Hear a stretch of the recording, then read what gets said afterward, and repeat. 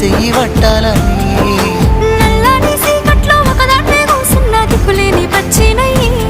బావ నువ్వెప్పుడొస్తావని ఏళ్ళైపోతుండే పిల్ల ఎన్నెలొచ్చింది మన బతుకులా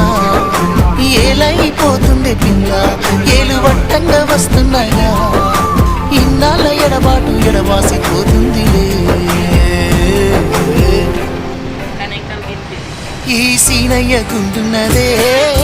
సినదారా నీ కోసము ఈ దూరాన్ని చెరుపుతూ తీరాల తెగిరింది అందాల ఈ మానవు ఓ బాబా చూస్తున్నానే ఇంటి మీనంగా ఈ మనము ఎప్పుడెప్పుడు